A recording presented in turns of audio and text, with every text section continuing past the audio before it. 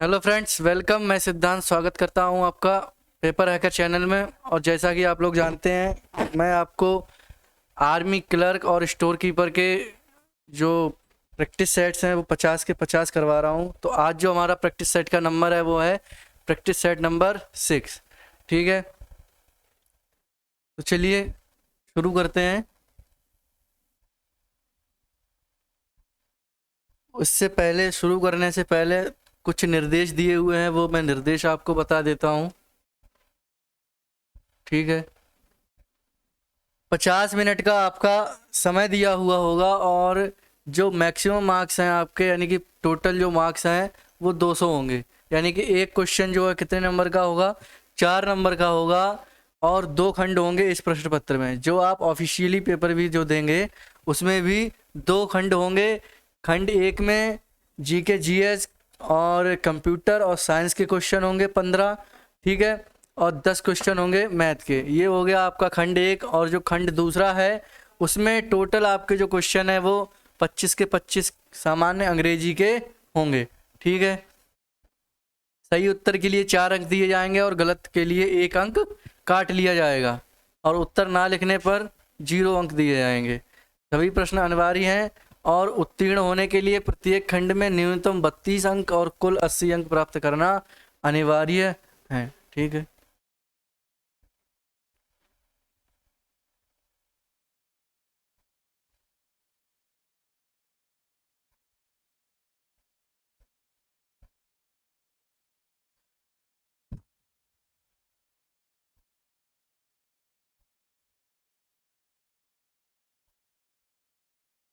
पहला हमारा क्वेश्चन है, भारतीय संविधान की आत्मा किसे कहा गया है?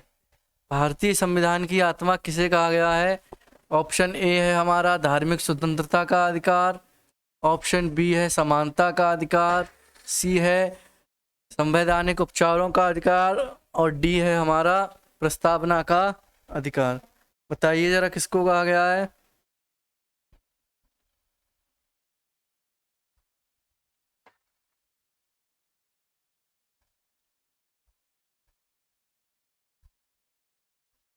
तो धार्मिक स्वतंत्रता का अधिकार की बात करें तो ये हमारा दिया हुआ है।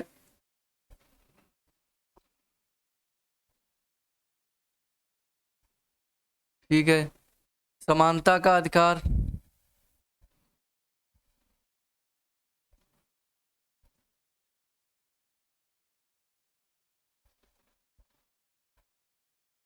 ठीक है, और ये क्या है हमारा?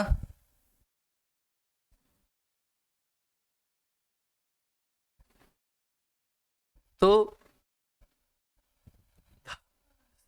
जो भारतीय संविधान की आत्मा है वो कहा गया है हमारा संवैधानिक उपचारों का अधिकार। ये जो अनुच्छेद 32 है इसको ही बोलते हैं संविधान की आत्मा। ठीक है, किसने कहा है? डॉक्टर भीमराव अंबेडकर जी द्वारा कहा गया है।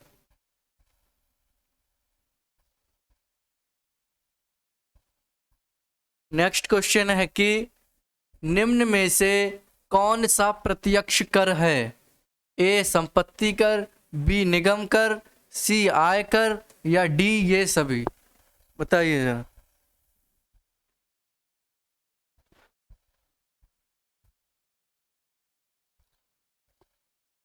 तो कौन सा हो जाएगा? संपत्ति कर भी जो है वो है हमारा प्रत्यक्ष कर है, निगम कर भी प्रत्यक्ष कर है और आय कर भी प्रत्यक्ष कर है। तो कौन सा वाला ऑप्शन सही हो जाएगा? ये सभी। ये सभी जो चारों ऑप्शन, तीनों ऑप्शन में दिए हुए हैं, ये क्या है? हमारे प्रत्यक्ष कर है। अब प्रत्यक्ष कर क्या होते हैं? जो हमारे द्वारा डायरेक्ट सरकार द्वारा पे, सरकार को पे करे जाते हैं। ठीक है,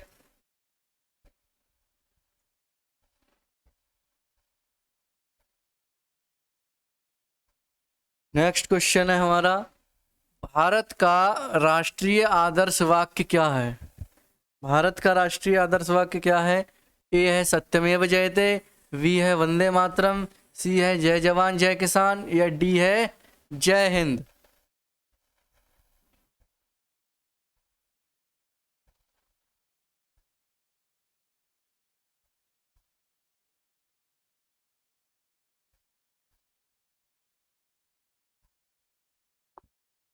तो कौन सा है? ऑप्शन नंबर ए सत्यमेव जयते जो है वो क्या है हमारा राष्ट्रीय आदर्श वाक्य है। कहाँ से लिया गया है? ये मुंडोपनिषद से लिया गया है। ठीक है। वंदे मातरम क्या है? हमारा राष्ट्रीय गीत है। क्या है? राष्ट्रीय गीत है। किसके द्वारा दिया गया है? ये बंकिम चंद्र चटर्जी के द्वारा दिया गया है। और जय हिंद किसने दिया है?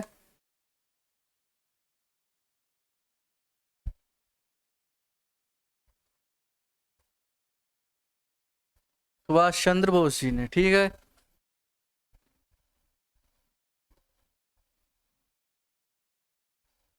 विश्व की सबसे गहरी झील कौन सी है? ए टिटिकाका है, बी विक्टोरिया है, सी वैकाल झील है, या डी डेड सी। चलिए,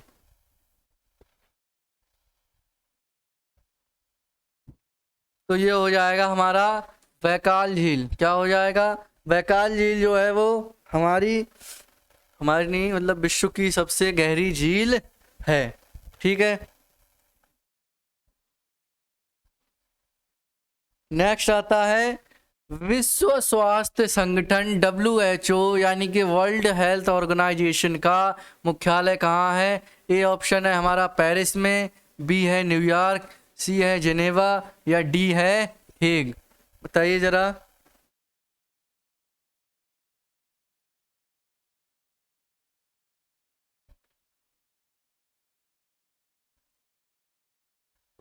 तो कहाँ पे है? जिनेवा में। कहाँ पे? जिनेवा कहाँ है? स्विट्जरलैंड। ठीक, स्विट्जरलैंड। ओके। न्यूयॉर्क हैग कहाँ का है? अंतर्राष्ट्रीय न्यायालय की अगर बात करें तो हैग में है उसका मुख्यालय, अंतर्राष्ट्रीय न्यायालय का। और यूनाइटेड नेशंस का कहाँ पे है? न्यूयॉर्क में। ठीक है।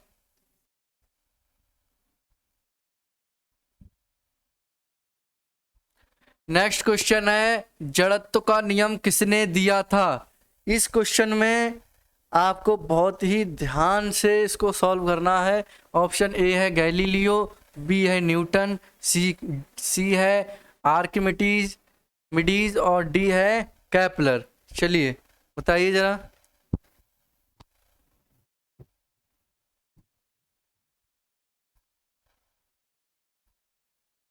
तो जड़त्व का जो नियम है वो गैलीलियो ने प्रतिपादित किया था। किसने किया? गैलीलियो ने प्रतिपादित किया। लेकिन ये क्या है? ये न्यूटन का फर्स्ट लॉ भी है। क्या है? Newton first law. न्यूटन का क्या है? फर्स्ट लॉ भी है। क्या है जड़त्व का नियम? कि कोई भी वस्तु तब तक विराम अवस्था में रहेगी जब तक उस पर कोई बाह्य बल कार्य ना करे। ठीक है।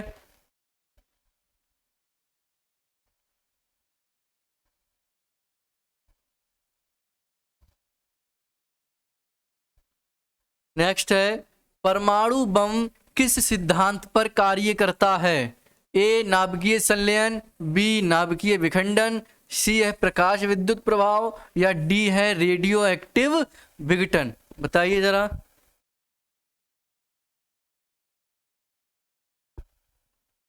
किस पे करता है? बी ऑप्शन नाभिकीय विखंडन पर। किस पर? नाभिकीय विखंडन पर। परमाणु बम का जो सिद्धांत है वो किस पर कार्य करता है? नाभिकीय विखंडन पर कार्य करता है। कह रहे हैं कि सामान्यता विलायक के रूप में किसका प्रयोग होता है? Option A benzene, B ether, C alcohol, या डी जल। तो सामान्यता हम विलायक, विलायक क्या होता है? घोलने वाला, यानी कि जो जिसमें हम घोलते हैं। तो सामान्यता विलायक के रूप में किसका प्रयोग करेंगे? हम जल का ही करते हैं। किसका प्रयोग होता है? जल का ही होता है।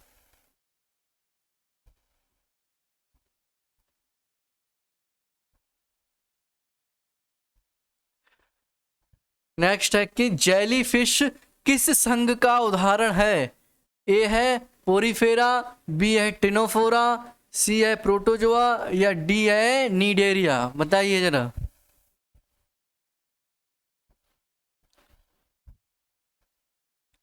तो ये हो जाएगा हमारा नीडेरिया। क्या हो जाएगा? नीडेरिया। जेली फिश जो है वो किस संघ का उदाहरण है? नीडेरिया संघ है एक, ठीक है, उसका उदाहरण है।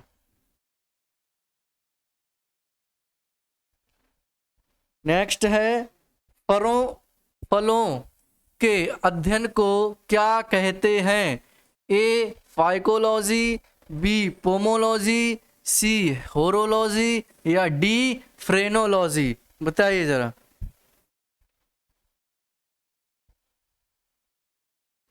तो फलों के अध्ययन को क्या कहते हैं? पोमोलॉजी कहते हैं फलों के अध्ययन को।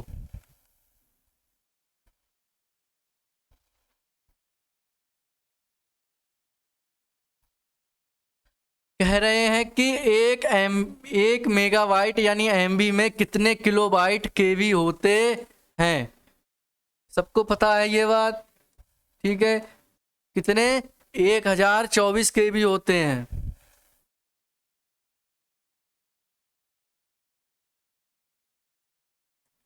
एक 1024 केवी बराबर 1 MB।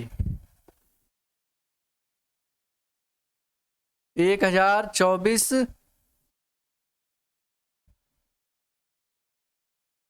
MB बराबर क्या हो जाएगा?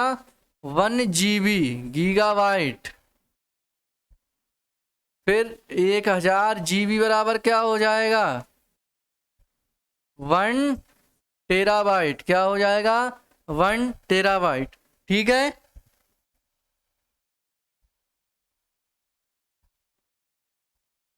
नेक्स्ट है कंप्यूटर में जाने वाले डाटा को क्या कहते हैं? ए एल्गोरिथम, बी है आउटपुट, सी है कैलकुलेशंस या डी है इनपुट?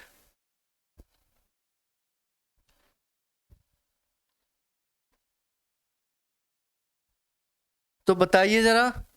देखिए, जब कंप्यूटर में कोई डाटा जाएगा तो कैसे जाएगा? जब हम कुछ इनपुट करेंगे तभी तो डाटा जाएगा।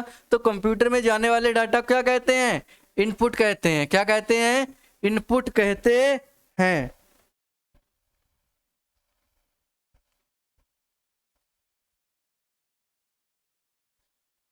सेकेंडरी स्टोरेज मीडिया से हार्ड डिस्क में सॉफ्टवेयर प्रोग्राम को कॉपी करने की प्रक्रिया को क्या कहते हैं? ए अपलोड, बी डाउनलोड, सी इंस्टॉलेशन या डी स्टोरेज? बताइए जरा।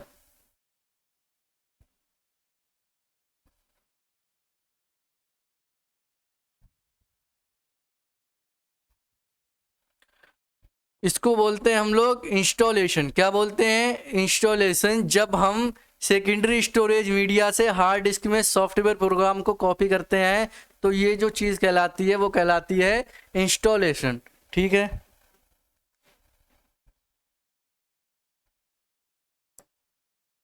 कह रहे हैं कि पर्सनल कंप्यूटर निम्न में से कौन सी मेमोरी दर्शाता है? ए रैम, बी लैन, सी यूएसबी या डी सीपीयू? बताइए।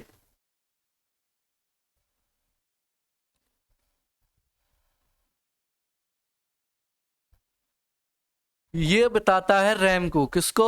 रैम को। क्या होता है? Random access memory. क्या बोलते हैं इसको? Random access memory.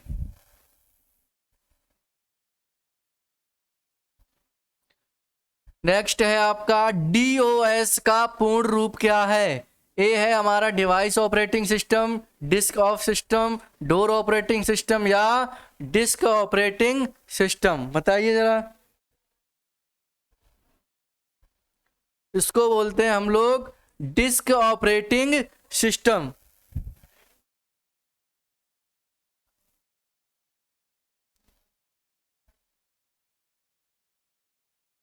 चलिए भाई, नेक्स्ट जो हमारा पोर्शन है मैथ्स का शुरू होने वाला है, तो ये है 51, 85 और 153 का महत्तम समावर्तक क्या होगा 51,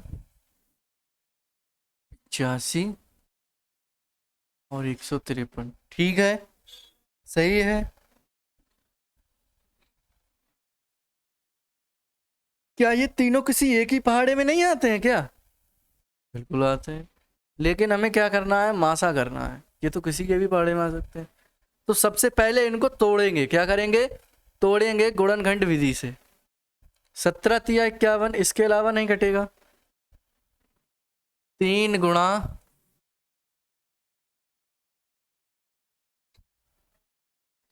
क्या हम इसको 5 गुणा 17 कर सकते हैं? ये क्या होता है, 17 नेमा 153 होता है, नहीं होता है? तो क्या हम इसको 3 गुणा 17 नहीं लिख सकते? बिल्कुल लिख सकते हैं। ठीक है, तो हमारा जो महत्तम समवर्तक क्या हो जाएगा, वो हो जाएगा ये 17। कितना हो जाएगा, मासा निकल के कितना आ गया, 17। क्या ऑप्शन में है? बिल्कुल है, option number A is the right answer.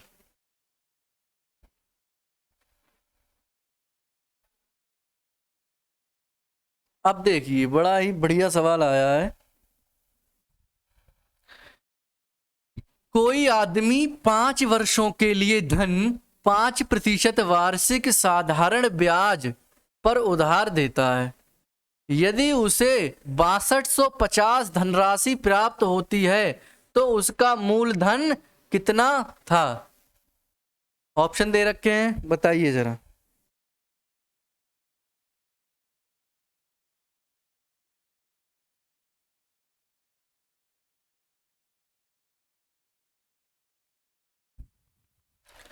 चलिए, पहले जो दिया हुआ है हम उसको लिख लेंगे।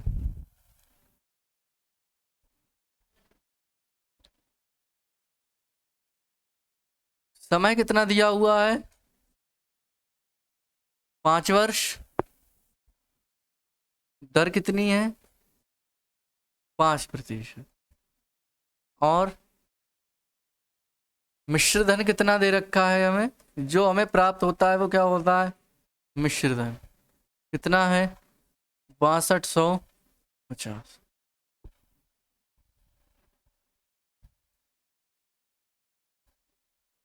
सूत्र क्या होता है,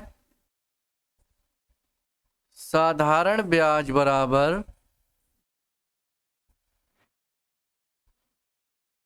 मूलधन, ठीक है, गुणा समय गुणा दर गुणा समय बटे 100। इतना ही होता है। ब्याज क्या होता है, जितना हमने दिया है और जितना हमें प्राप्त हुआ है, अगर हम प्राप्त हुए में से मूल राशि को घटा देंगे तो क्या हमें ब्याज मिल जाएगा? बिल्कुल मिल जाएगा। तो क्या मैं साधारण ब्याज को मिश्र धन माइनस पी लिख सकता हूं? मिश्र धन में से मूलधन को घटा देंगे तो साधारण ब्याज मिल जाएगा, और बाकी ये बचा P into R into T upon 100।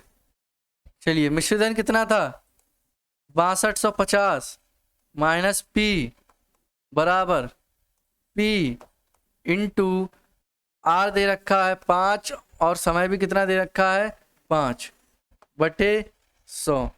चलिए, इधर ले आएंगे।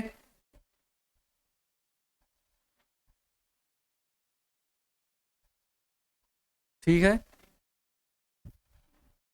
6250 इधर 100 से गुणा करी तो 2 जीरो बढ़ गए, माइनस 100p बराबर ये कितना हो गया हमारा, 25p। कितना हो गया, 25p। तो 62,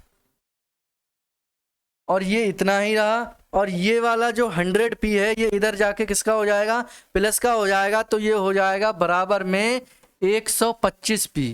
कितना हो गया, 125p। तो p की वैल्यू बस निकालनी है हमें।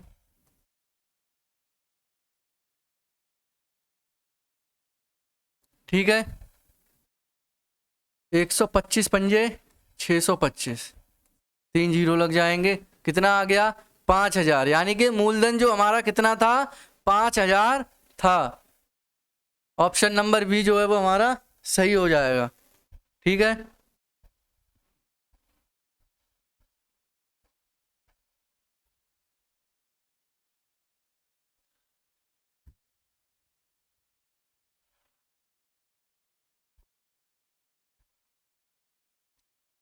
एक ट्रेन जिसकी लंबाई 50 मीटर है 200 मीटर लंबे प्लेटफॉर्म को 20 सेकंड में पार कर सकती है, तो ट्रेन की चाल कितनी होगी। अच्छा, इसमें ऑप्शन ही नहीं आए, चलिए निकालते हैं इसको। ठीक है,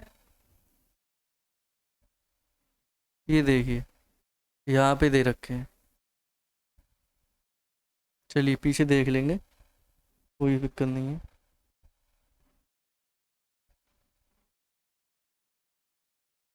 ठीक है, तो जो दिया हुआ है वो लिख लेंगे। ट्रेन की लंबाई कितनी है 50 मीटर, कितनी 50 मीटर, और प्लेटफॉर्म की लंबाई कितनी है,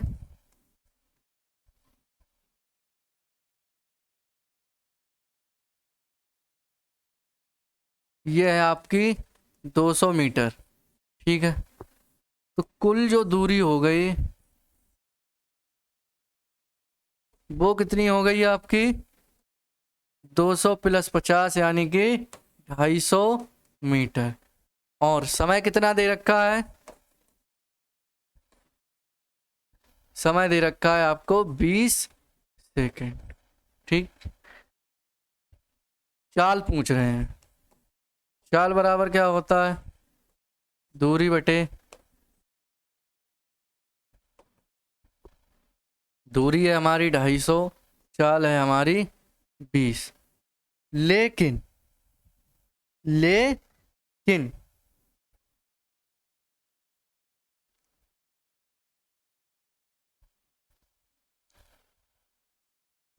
जो पूछ रहे हैं आंसर वो पूछ रहे हैं किसमें, किलोमीटर प्रति आवर में, किसमें पूछ रहे हैं किलोमीटर प्रति आवर में। तो क्या मैं इसकी गुणा 18/5 से अभी कर दूं, बताइए जरा। ठीक है, तो 2 से ये कट गया, 1 जीरो से 1 जीरो तो ये कट गया, पचम हो गया 25, कितना 25, और 2 नेम हो गया 18, कितना हो गया 18। तो चाल बराबर कितनी आ गई निकल के 45 किलोमीटर प्रति आवर, कितनी आ गई 45 किलोमीटर प्रति आवर। ऑप्शन कौन सा वाला ऑप्शन सही होने वाला है, सी। चलिए, किसी वस्तु के अंकित मूल्य ₹750 को बढ़ाकर 800 कर दिया गया है, तो लाभ प्रतिशत कितना होगा।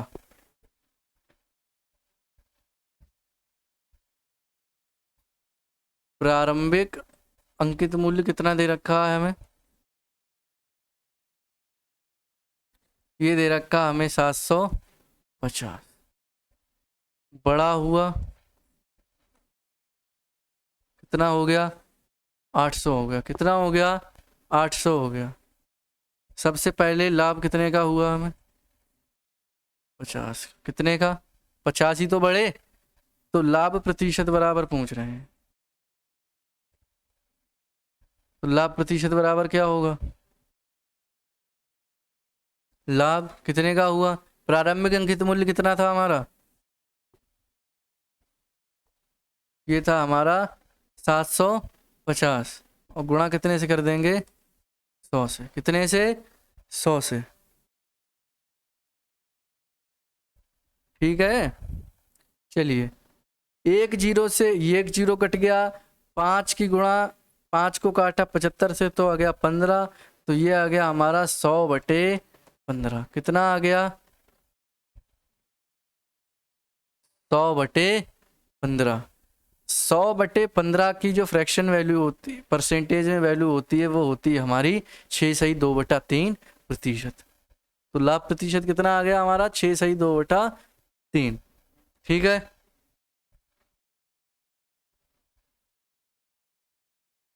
नेक्स्ट क्वेश्चन क्या है? किसी संख्या के 9/11वें भाग एवं 2/11वें भाग का अंतर जो है वो 77 है, वह संख्या निम्न में से कौन सी है? चलिए मान लें, माना संख्या बराबर, ठीक। अब क्या कह रहे हैं? इस संख्या का जो 9/11 है यानी कि 9x/11 और 2/11वें भाग यानी 2x/11 का मान कितना है? 77 है। कितना है? 77 है। अब क्या होगा? नीचे वाली फेस वैल्यू बराबर है, तो क्या हो जाएगा? 11 और 9x माइनस 2x कितना हो जाएगा? 7x is equal to 11।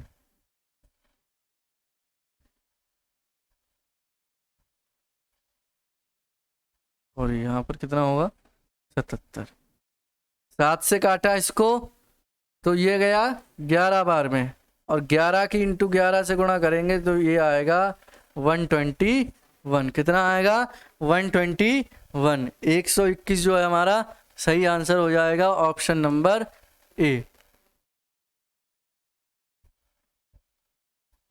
नेक्स्ट, कोई दुकानदार 5 दर्जन आम जो है वो 90 रुपए में खरीदता है, तो 150 की कीमत क्या होगी?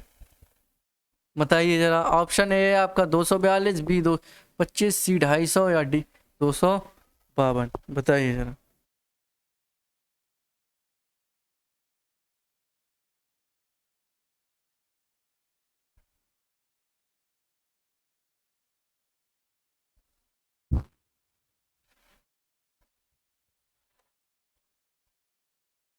पांच दर्जन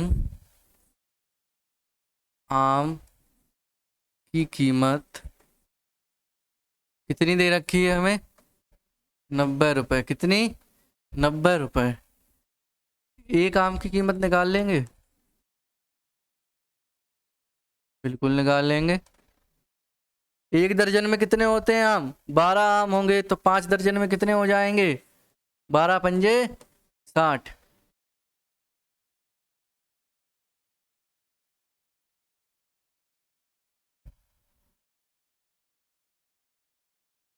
तीन तिया 9 और तीन दूनी 6। यानी एक आम की कीमत कितनी आ गई? इतनी आ गई, यानी 1.5 रुपया आ गई। अब क्या पूछ रहे हैं, क्या कह रहे हैं वो हमसे? 150 आम की कीमत बतानी है।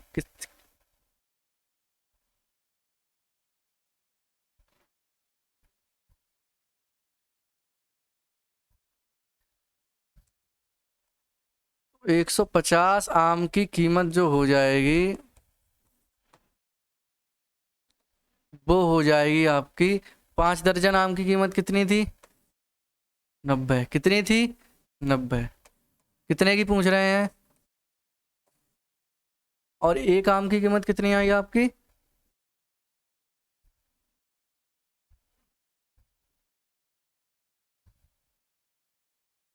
चलो इसको इतना ही रहने देते, ठीक है। 90/60। ठीक है। अब ठीक आएगा ना?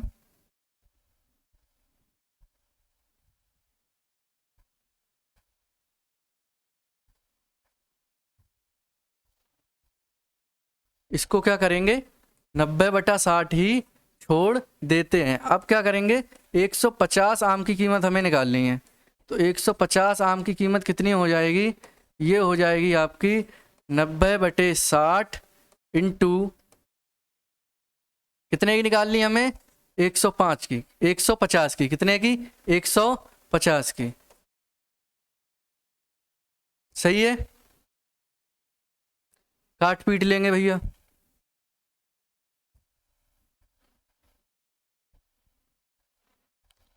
और 1 दर्जन की कितनी होगी?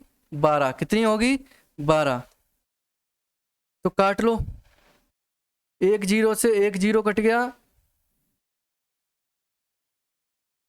3 से काटा तो 3 चौक 12 और 3 तिया 9, फिर 3 से काटा तो 3 दूनी 6 और 3 पंजे 15, ये आ गया 0 यहाँ पे।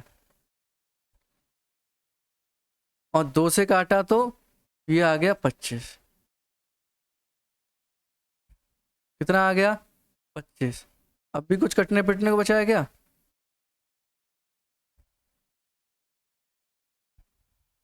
दोबारा से करते हैं।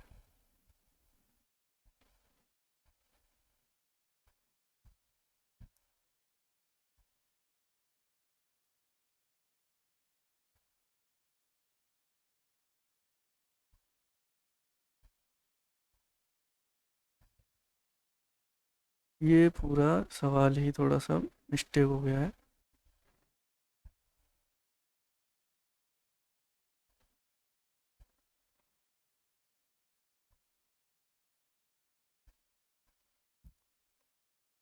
अब देखिए, ठीक है, ये हो जाएगा हमारा 90 गुणा 150 बटे कितने की? इतने की। ठीक है, अब काटिए, 5 से काटा तो 5 तिया 15, ये हो गया 0। और अब कितने से काटेंगे? अब 12 और 30 क्या किसी एक पाड़े में आते हैं? बिल्कुल आते हैं। 6 दूनी 12 और 6 पंजा 30। ठीक है, 2 से काटा तो ये हो गया 45। कितना हो गया? 45। और 45 पंजे होते हैं आपके 225 रुपये। कितने होते हैं? 225 रुपये। ऑप्शन नंबर जो बी है वो हमारा बिल्कुल सही होने वाला है। दोबारा से समझा देता हूँ, 5 दर्जन आम की कीमत कितनी है हमारी? 90 रुपये। और एक आम की कीमत निकालेंगे तो 90 बटे 12। एक दर्जन में कितने होते हैं? 12। तो 5 दर्जन में कितने हो जाएंगे? 60। ठीक है, तो 90 बटे 60 जो है एक आम की कीमत हमारी आ गई। अब हमें कितने की करनी है हमें? अब हमें निकालनी है 150 आम की कीमत। तो 150 आम की कीमत, एक आम की कीमत की गुणा कर देंगे किससे? से 150 से। तो एक आम की कीमत कितनी है? 90 बटे 60। और इसको 12 इंटू 5 में लिख लिया, और इंटू क्या हो गया? 150 की हमसे पूछ रहे हैं। तो काट पीट के क्या आ गया? 225 रुपये आ गया।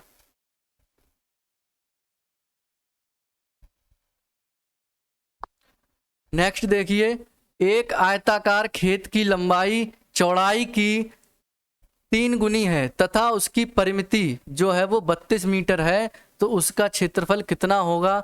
ए ऑप्शन है आपका 64 वर्ग मीटर, बी है 54 वर्ग मीटर, सी है 48 वर्ग मीटर, या डी है 42 वर्ग मीटर। बताइए जरा।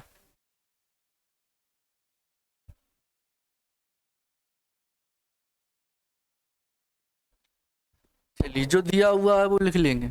मान लेंगे कि क्या कह रहे हैं कि जो आयताकार खेत की लंबाई है वो चौड़ाई की कितनी है? 3 गुनी है। तो अगर हम चौड़ाई मान लें कितनी? x। कितनी? x। तो लंबाई कितनी हो जाएगी? 3x। कितनी हो जाएगी? 3x। अब क्या कह रहे हैं? उसकी जो परिमिति है वो 32 मीटर की है। उसका परिमिति मतलब उसका जो परिमाप है वो कितना है? 32 है। तो परिमाप क्या होता है आयत का? आयत का परिमाप होता है 2 इंटू लंबाई प्लस चौड़ाई। लंबाई प्लस चौड़ाई, यही होता है। तो परिमाप कितना दिया हुआ हमें? 32। 2, लंबाई कितनी है? 3x है, और चौड़ाई कितनी मानी हमने? x। 32 बराबर हो जाएगा आपका 4x, और 4x इंटू 2 करेंगे तो कितना आ जाएगा? 8x। 8 चौका 32। x की वैल्यू कितनी आ गई? 4। कितनी आ गई? 4। जब x की वैल्यू 4 आ गई, कितनी? x की वैल्यू 4 आ गई, तो लंबाई कितनी हो जाएगी?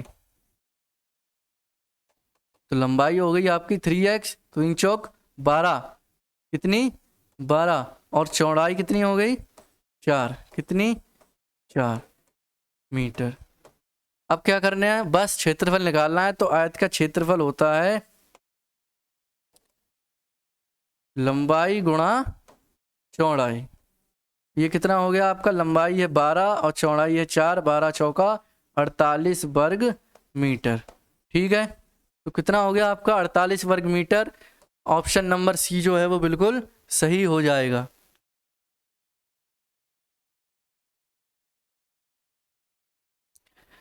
कह रहे हैं कि किसी वस्तु का विक्रय मूल्य जो है वो 1210 है, यदि लाभ 10% का हो तो उसका क्रय मूल्य कितना होगा। चलिए बताइए जरा।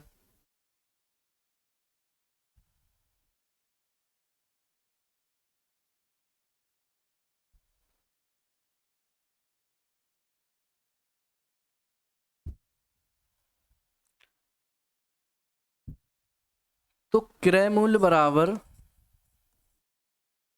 जो विक्रय मूल्य दिया हो तो होता है विक्रय मूल्य इंटू 100/100 प्लस लाभ प्रतिशत, ये होता है हमारा।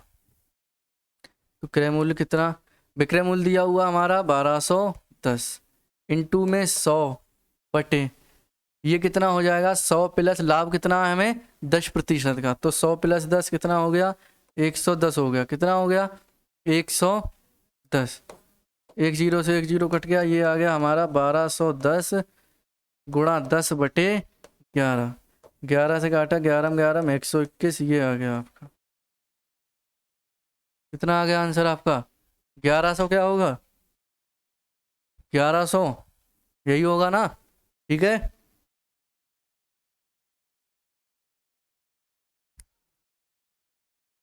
एक वर्ग का क्षेत्रफल 64 सेंटीमीटर स्क्वायर है, उसका परिमाप क्या होगा, बताइए।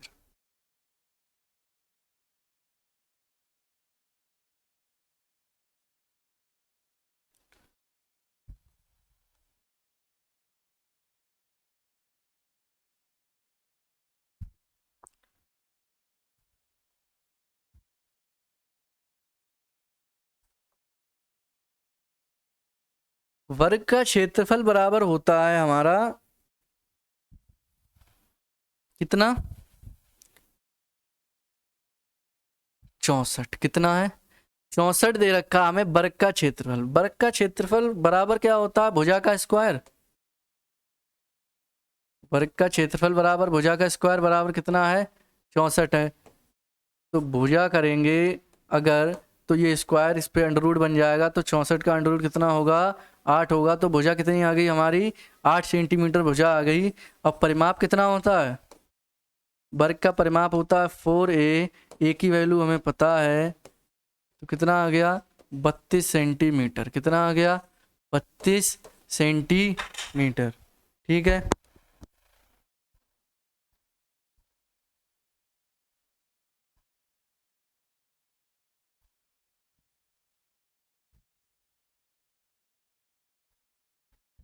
एक संगीत समारोह में प्रथम श्रेणी के लिए 15% टिकट जो है वो क्या है आरक्षित है, यदि सारे टिकट बिक गए हैं तथा प्रथम श्रेणी के 171 टिकट हैं तो कुल कितने टिकट बिके हैं।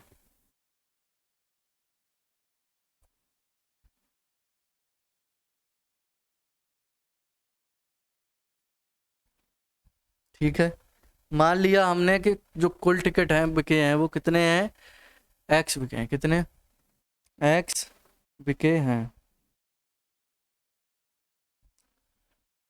अब हमें क्या दिया गया है, ये दिया हुआ है कि प्रथम श्रेणी के टिकट जो है वो 171 हैं और कितने 15% टिकट जो है वो आरक्षित हैं। तो एक्स गुणा 15% बराबर कितना दिया हुआ है 171, इतना ही दिया हुआ है। ठीक है,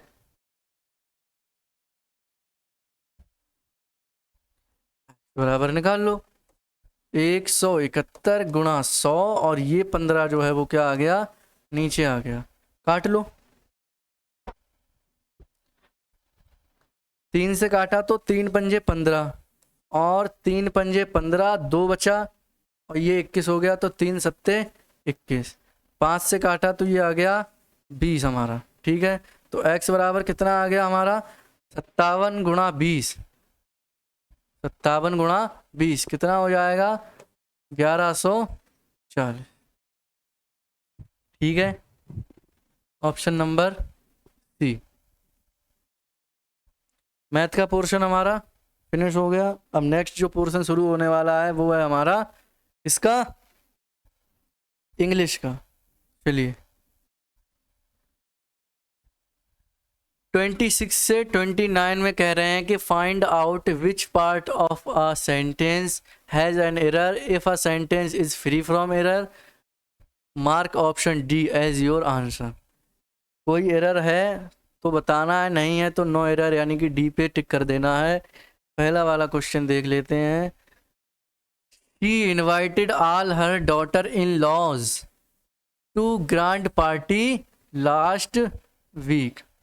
बताइए जरा, option A she invited all her daughter in laws, B grand party last week, या डी नो एरर। बताइए जरा।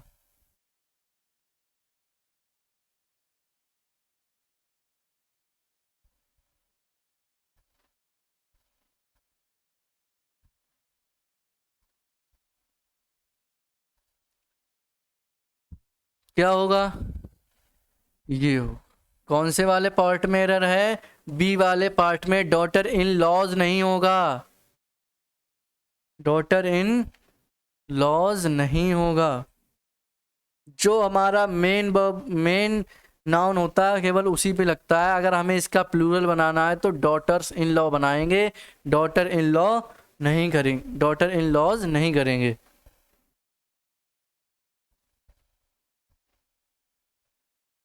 The art exhibition is a big hit and they made a lot of profit. बताइए जरा, option A B C होगा या D no error. क्या होगा, the art exhibition is big hit and they made a lot of profit. तो देखिए, art समझते हैं कि the art exhibition is a big hit and they made a lot of profit, यानी कि जो सेकंड वाला जो हमारा सेंटेंस है दे मेड, तो इसमें सेकंड फॉर्म यूज हुई है दे के बाद। तो क्या ये पास्ट में है, ये हाँ बिल्कुल, तो ये पास्ट में है, तो जो बात हो रही है वो पास्ट की हो रही है। तो यहाँ पे इस की जगह क्या आएगा, वॉज आएगा। तो एरर कहाँ पर है, एरर जो है वो हमारा बी वाले में है, वॉज अ बिग हिट।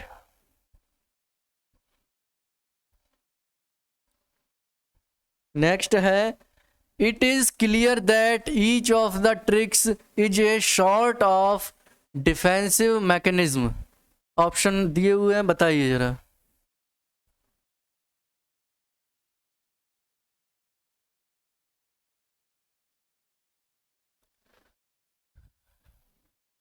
चलिए देखिए, इट इज बिल्कुल ठीक है, clear that each of the tricks, etch ठीक है। ईच ऑफ द ट्रिक्स यानी कि सभी ट्रिक्स जो हैं, एक इज दे रखा है, वेरी गुड, ठीक है। Is short of defensive mechanism, तो इसमें क्या है हमारा, कोई भी एरर नहीं है। बिल्कुल ध्यान रखिए कि ज़रूरी नहीं है कि हर बार कोई एरर हो ही, ऐसा भी हो सकता है कि वो एरर ना ही दे, ठीक है।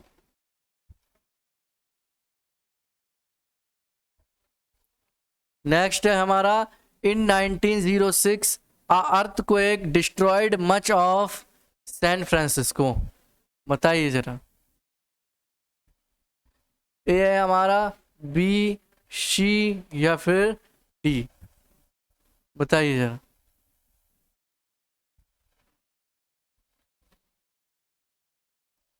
अर्थक्वेक से पहले क्या दे रखा है हमें, ए दे रखा है।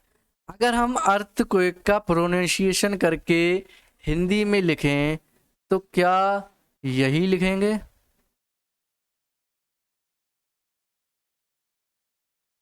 यही लिखेंगे, बिल्कुल लिखेंगे। को एक लिखा हुआ है ये, तो इसका जो प्रोनाउंसिएशन है वो किससे हो रहा है, ये हमारा वोवेल से हो रहा है। और जब प्रोनाउंसिएशन वोवेल से हो तो उसके पहले क्या लगाएंगे, एन लगाएंगे। क्या लगाएंगे, एन लगाएंगे। तो कौन से वाले पार्ट में मिस्टेक है, ए वाले पार्ट में मिस्टेक है। Fill in the blanks with suitable words. Abha is more beautiful and intelligent than I, me, D या फिर सी। बताइए जरा। आभा जो है मोर ब्यूटीफुल एंड इंटेलिजेंट है किससे, मुझसे। मुझसे की क्या होगी, मी। देन मी, अपनी तो बात कर रहा है वो। ही इन्वाइटेड मी आ डिनर, किसके लिए, to dinner, for dinner, on dinner या विद डिनर। तो क्या हो जाएगा, टू। क्या हो जाएगा, to dinner.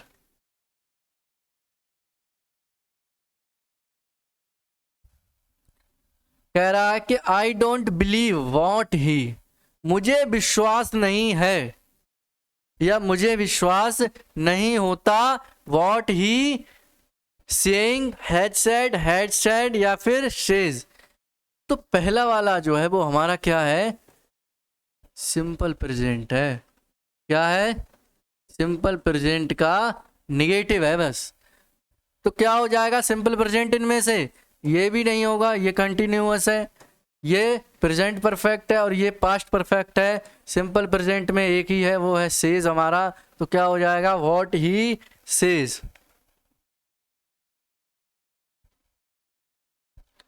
If we requested her, अगर हम उससे रिक्वेस्ट करेंगे तो she to college, must give a lift, might give a lift, can give a lift या कुड गिव अ लिफ्ट। यानी कि वो मुझे गिफ्ट लिफ्ट दे देगी। तो बताइए इनके लिए क्या करेंगे हम, कौन सी वर्ब यूज होगी, मस्ट, माइट, कैन या फिर कुड। बताइए जरा। ये होगा हमारा might. If we request her, अगर हम उससे रिक्वेस्ट करते, यानी कि ये बात कहां पे पहुंच गई, पास्ट में पहुंच गई है। तो पास्ट के लिए भैया माइट का यूज करेंगे।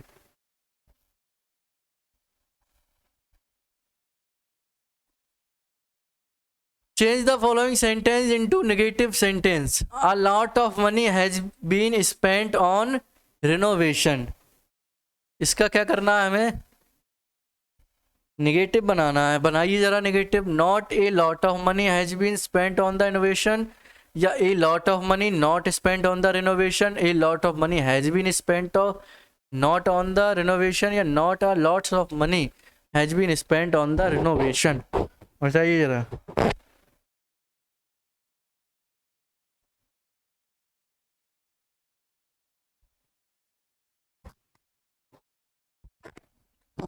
क्या हो जाएगा, not a lot of money has been spent on renovation, option number A. Transform the following sentence into compound sentence. For all the problems he is happy. बताइए जरा, इसको कंपाउंड में बदलना है हमें।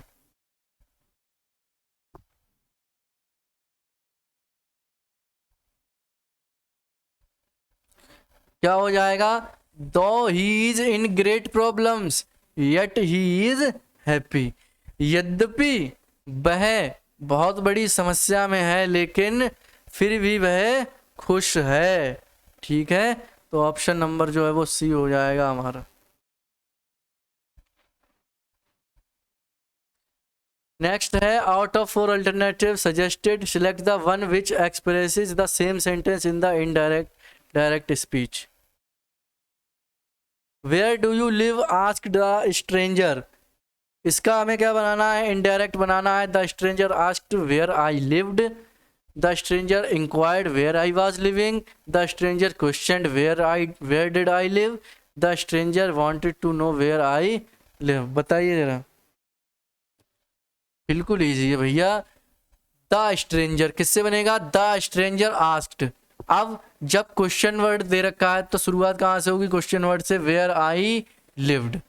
ठीक है, कौन सा हो जाएगा? ऑप्शन नंबर ए हमारा बिल्कुल सही हो जाएगा। I said to him how do you know this, तुम ये सब कैसे जानते हो? मैंने उससे पूछा, तो क्या हुआ? I asked him how I knew that, I asked him how he knew that, या I told him how I knew that, I asked him how he knew that. चलिए बताइए जरा, हाउ ही न्यू दैट मतलब ये B और D same ही दे रखे हैं इन्होंने। चलिए कोई नहीं।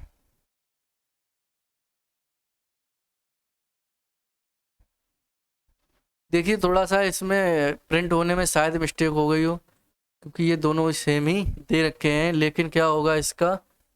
ये वाला सही होगा, डी वाला, I asked him how he knew that. ठीक है,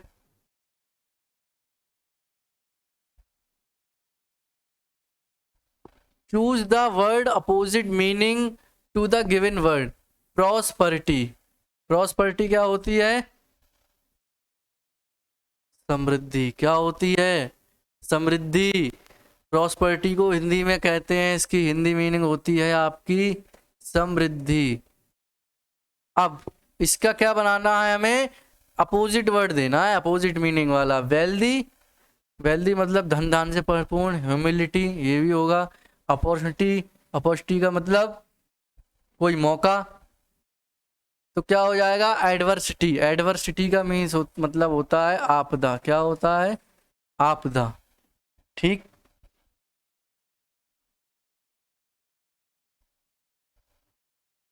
नेक्स्ट है हमारा सब सर्वेंट। सब सर्वेंट इसका मतलब होता है अधीन। क्या होता है? अधीन मतलब जब कोई किसी के अधीन होता है, उससे नीचे कार्य करता है। तो ए है हमारा एलिजिबल, बी है इंफीरियर, सी है पावरफुल, डी है पावरफुल, सी है सुपीरियर। तो कोई अधीन होगा और उसका अपोजिट क्या होगा? कोई सबसे ऊपर होगा, यानी कि सुपीरियर होगा सबसे। ठीक है, ऑप्शन नंबर सी जो है वो सही हो जाएगा बिल्कुल। नेक्स्ट है सेफ। बताइए जरा, सेफ मतलब सुरक्षित, इसको तो बताने की भी जरूरत नहीं है। सेफ मतलब सुरक्षित। बेनिफिशियल लाभदायक, हार्श बिगड़ा हुआ, रैश गंदा, या इनसिक्योर। इनसिक्योर बिल्कुल हो जाएगा। क्या हो जाएगा? इनसिक्योर। क्या पूछ रहे हैं? एंटोनियम ही तो पूछ रहे हैं। चलिए अब जो नेक्स्ट क्वेश्चन है वो आपके पैसेज से मिलने वाले हैं, 41 से 45 और फिर 46 से 50। तो पैसेज साथ में ही पढ़ेंगे क्वेश्चंस के। पहले क्वेश्चंस देख लेते हैं। Who according to the passage can manipulate the systems to their advantage? तो चलिए पढ़ते हैं। The political system always dominates the entire social scene, and hence those who wield political power are generally able to control all the different social subsystems and manipulate them to their own advantage। तो पता चल गया भैया 41 का क्या होगा? जो हमारे पॉलिटिकली पावरफुल जो पीपल हैं वो क्या करते हैं? मैनिपुलेट करते हैं सिस्टम्स को टू देयर एडवांटेज। आंसर इसी में दे रखा है आपको, आपको बस थोड़ा सा सेंस लगाना है। How do socially powerful people try to maintain their privileged position, यानी कि जो सामाजिक रूप से जो शक्तिशाली लोग जो होते हैं वो किस तरह से अपनी पुरानी स्थिति या पुरानी परंपराओं को जारी रखने का प्रयास करते हैं। तो चलिए पढ़ते हैं जरा। But here in lies a contradiction, for the very realization of their selfish ends, the social groups in power are compelled to extend the benefits of these educational systems to underprivileged groups also. The inevitable task is generally performed with 3 precautions abundantly taken care of. First, the privileged group continue to be principal beneficiaries of the educational system, dominate the higher stages of education or the hardcore of prestigious and quality institutions or the most useful of course. चलिए कौन सा हो जाएगा?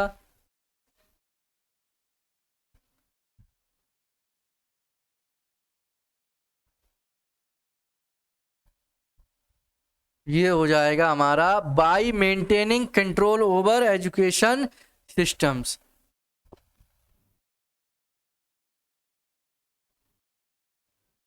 Next हमारा question है how why underprivileged sections have to reconcile to their inferior status. चलिए पढ़ते हैं जरा.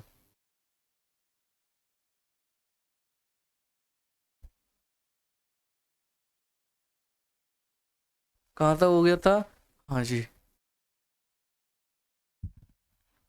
So as the safeguard their dominant position of leadership in all walks of life. Second, the system is so operated that underprivileged groups can utilize it only marginally in real terms, and the bulk of them become either dropouts or pushouts and get reconciled to their own inferior status in society. मिल गया?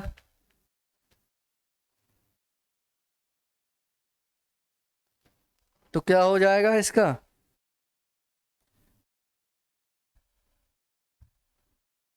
They are unable to effectively utilize the educational system. Option number ए जो है वो हमारा बिल्कुल correct हो जाएगा. Which is the best explanation as to why the few from the weaker section that survive and succeed in spite of all the handicaps are generally co-opted within the system. ये देखिए दे रखा है बिल्कुल. Third, the few from the weaker section that survive and succeed in spite of the handicaps are generally co-opted within the system to prevent dissatisfaction.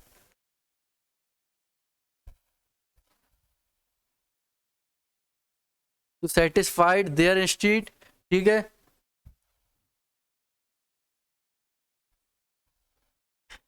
क्या हो जाएगा? To satisfied their instinct.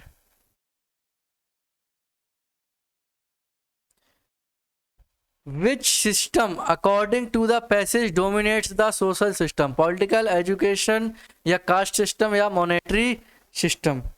बताइए जरा. क्या है? Political system. पूरी बात ही इस पैसेज में किसकी हुई है? पॉलिटिकल सिस्टम की ही हुई है. Read the following passage and answer the question that follow. चलिए भैया क्वेश्चन बाद में, पहले ये देखिए पैसेज बाद में, पहले क्वेश्चन देखते हैं. What kind of buildings were built in Europe in the Middle Ages? यानी कि यूरोप में जो मध्यकाल था यूरोप का, उसमें किस प्रकार की बिल्डिंगें बनाई जा रही थी? Europeans in the Middle Ages were great builders of churches and castles. These two classes of buildings expressed the ideas that ruled medieval life. बिल्कुल मिल गया भैया? मिल गया नहीं मिल गया? Option number D, churches and Castle's. Churches और महल बनते थे. Why were the medieval cities fit places for breeding plague? चलिए ये भी मिलेगा. The village might be and generally was a collection of damp, dirty and droughty hovels. The city an insanitary huddle of houses fit breeding place for plague. The castle primarily a fortress and secondarily a dark, cold, inconvenient dwelling. ठीक है, मिल गया नहीं मिल गया?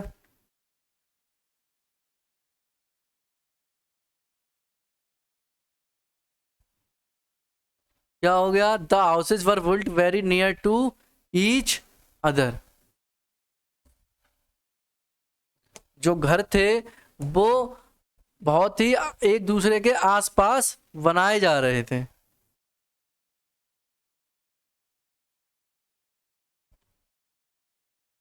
Next question है हमारा, the medieval castles were intolerable places to live in because they were, चलिए पढ़ते हैं।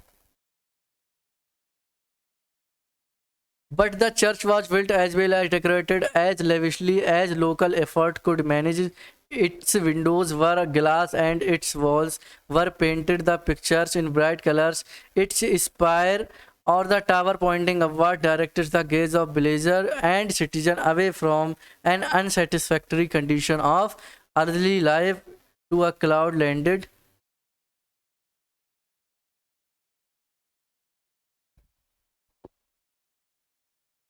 तो क्या हो जाएगा इसका? इसका हो जाएगा डार्क एंड कोल्ड। क्या हो जाएगा? Dark and cold. The medieval cases जो है वो इनटॉलरेबल प्लेसेस पे बनते थे जहां पर कोई भी परेशान ना कर सके, to live in because they were dark and cold. The churches were made especially beautiful in the Middle Ages because the beauty of the church made people forget their miseries. People believed that God could live only in beautiful places. The church was considered as to be supreme. Yeah, angels come to live only in beautiful churches. बताइए जरा क्या होगा? The beauty of the church made the people forget their miseries. जो beauty थी उस church, वहाँ के चर्चों की, वो क्या थी? उनको उनके जो खामियां थी, उनमें जो वो पाप करते थे, उनको भूलने की क्या करते थे? कोशिश करती थी।